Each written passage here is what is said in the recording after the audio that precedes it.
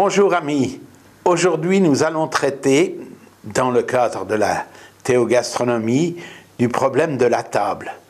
Parce que très rapidement, l'homme a voulu manger sur une table, ou en tout cas la table est devenue quelque chose de très important pour lui.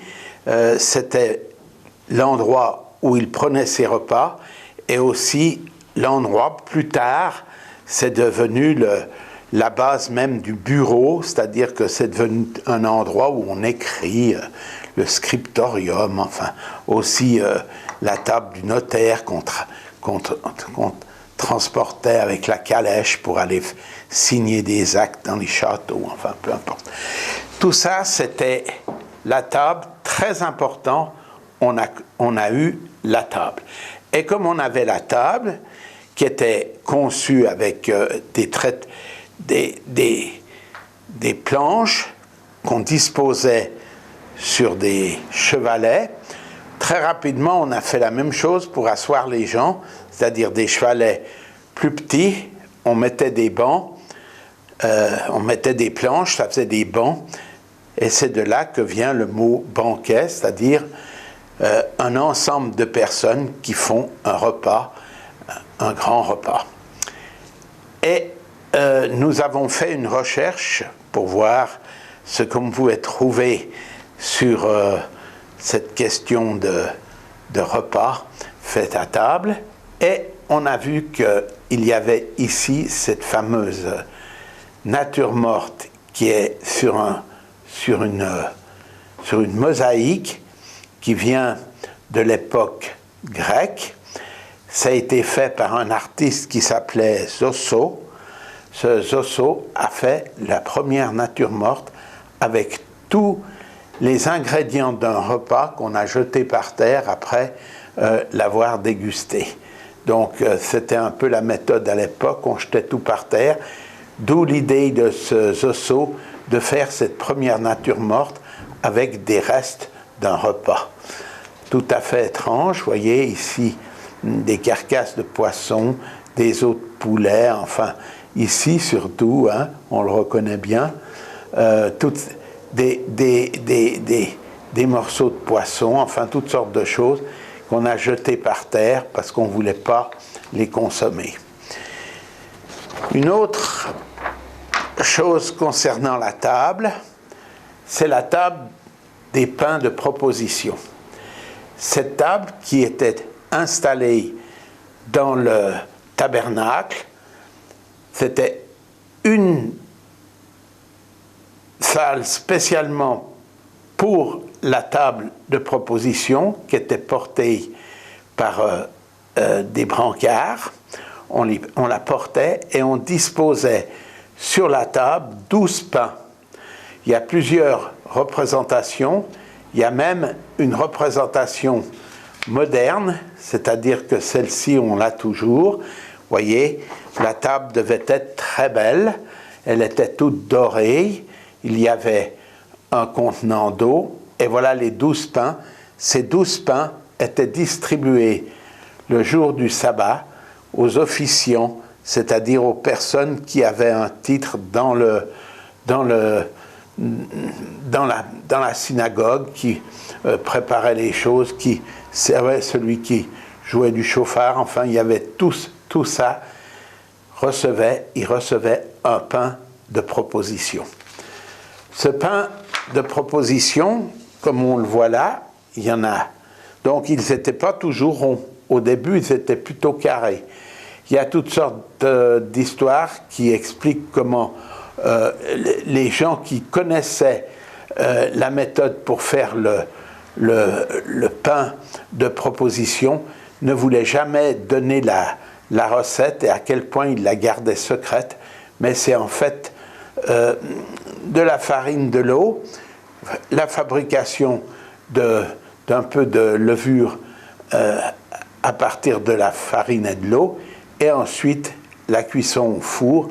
Et vous voyez, c'est des pains qui ne lèvent pas beaucoup, mais qui sont quand même avec un peu de mie. Mais c'est très joli, le pain de proposition avec le servant ici, et les autres éléments de culte qui sont disposés. Celui qui nous en a le mieux parlé, c'est ce rabbin. C'est le rabbin Joseph Caro de Venise qui a écrit ce beau livre dont on voit ici un exemplaire que vous pouvez encore acheter si vous le voulez. C'est le Shulchan Aruch, c'est-à-dire la table dressée.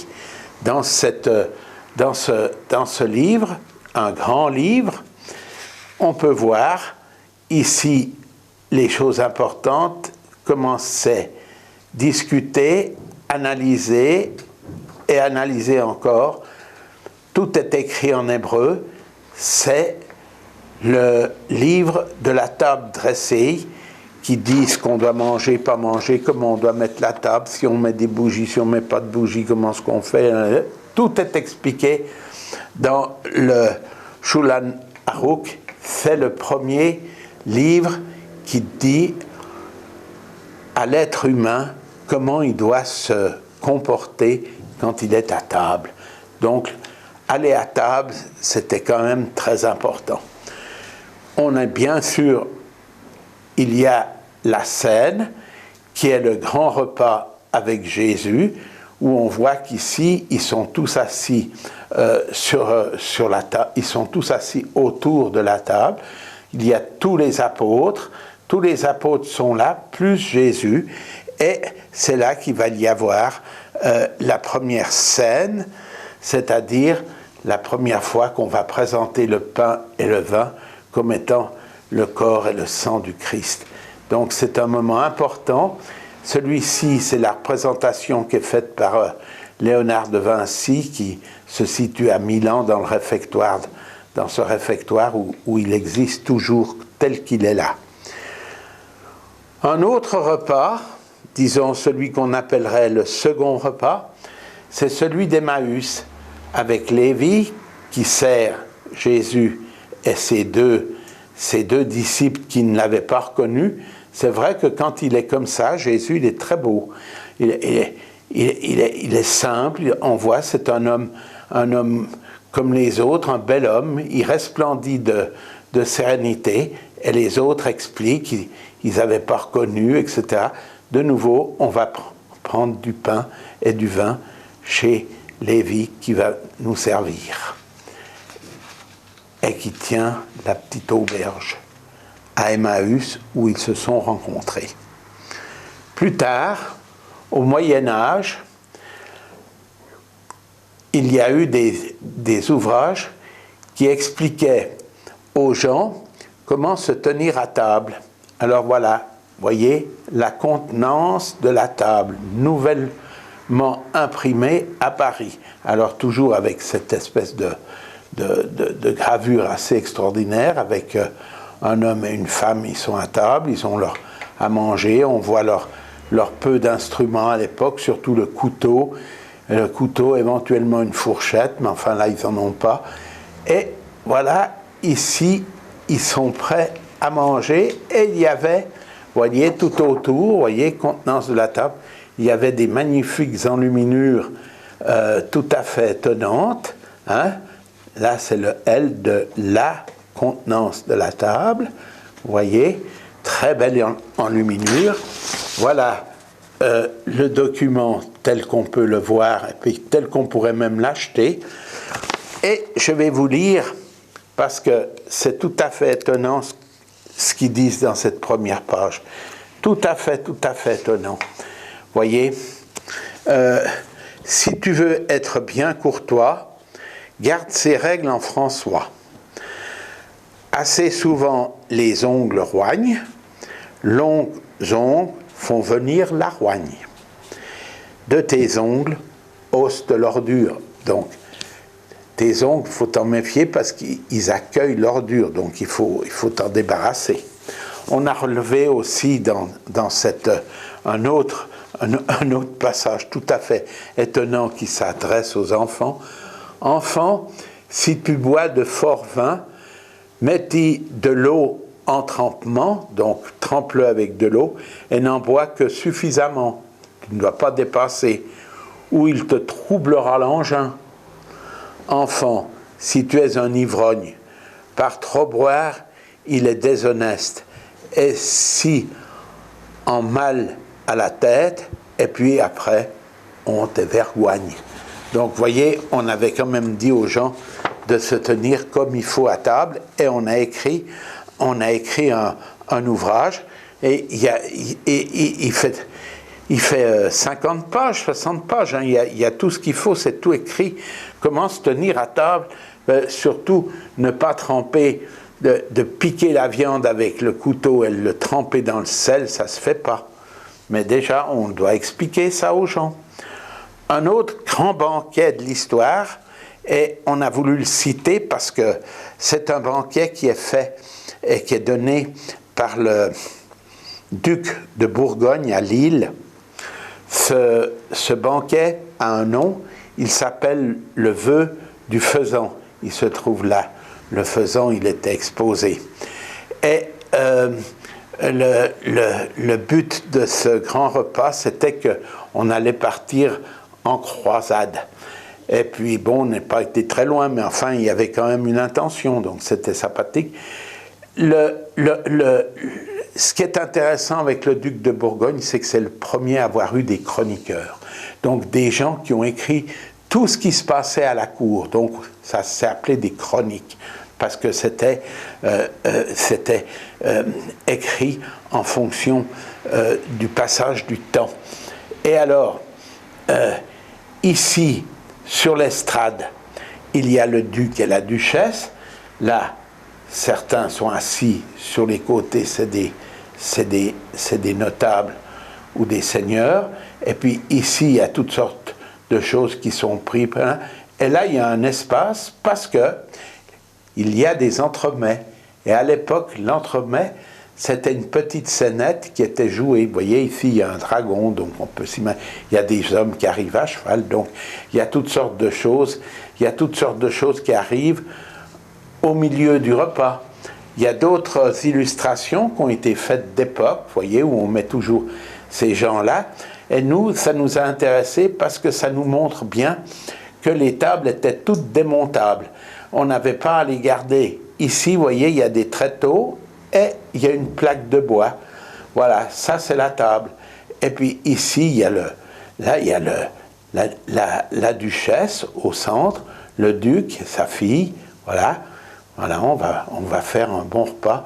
Charles n'est pas là aujourd'hui, il est en train de guerroyer quelque part. Voilà, c'est très sympathique. On vous montre, voilà, la table. Voilà, c'était le genre de table qu'ils utilisaient. Pourquoi est-ce qu'ils utilisaient ce genre de table-là? C'est parce que c'est très facile à ranger. Une fois qu'on a tout replié, on peut y mettre dans un coin, ça ne prend pas de place. On peut utiliser la surface de la salle à manger pour faire autre chose, notamment pour y rentrer avec des chevaux, peut-être faire des tours de manège, enfin peu importe, c'est modifiable à souhait et c'était très intéressant, c'est comme ça qu'on vivait. Ici, il y a un peu un détail de cette assemblée. Ici, il y a la duchesse et le duc. Pour vous aider, on a agrandi. Voilà, la duchesse et le duc, ils sont ensemble. Il y a les autres invités avec leur nom. Vous voyez que finalement, le chroniqueur faisait bien le travail. Il utilisait aussi le travail d'un peintre pour bien mettre les choses à leur place, etc. Très intéressant, cette période de la Renaissance française. Maintenant, pour rentrer dans le détail de notre époque, voyez que ça, c'est pour un repas normal. Si on fait un banquet aujourd'hui, en disant un banquet normal, voilà, on a 18, il faut 18 éléments qui sont disposés sur la table devant chacun des invités, avec 3 fourchettes, 3 couteaux, une cuillère, ça c'est tous les verres, ça c'est les desserts, ça c'est le couteau à pain, ça c'est l'assiette à pain, et voilà, on a toutes ces choses-là sont rangées. Ici, on a le beurrier, on dispose le beurre, et voilà, on a tout ici. Ça, c'est le minimum que vous devez trouver. et que vous devez savoir utiliser si vous êtes un gentleman. Aujourd'hui, on utilise ça dans les grands repas. Les choses doivent être disposées de cette manière. On le voit ici, voilà, il va y avoir un banquet. Vous voyez, l'assiette, tout le couvert est mis. Et ça, c'est pour faire le banquet aujourd'hui avec des chaises, avec une grande table, peut-être toujours disposée sur tréteau. Et puis on terminera avec Judith Cohen Chicago, une fille extraordinaire qui a décidé, dans un travail conceptuel et qui est exposé au musée de Brooklyn, voyez que cette femme, elle a fait cela. Elle a fait un repas qui est disposé en triangle. Pourquoi en triangle? C'est parce qu'il y a 3 catégories d'invités. Il y a une catégorie qui sont une catégorie mythologique, une catégorie qui vient de la religion et une catégorie qui vient de l'art des femmes artistes américaines, soit écrivaines, soit peintres, soit poétesses, soit chanteuses, etc. Et voilà, tout ça c'est exposé, ça s'appelle le dîner de Madame Chicago. Voilà, alors c'était aussi magnifique de montrer que jusqu'à nous, l'idée même de la table, du repas, tout ça, c'est tellement important que même ça figure au musée. Voilà, nous terminerons là-dessus. Nous espérons vous avoir intéressé.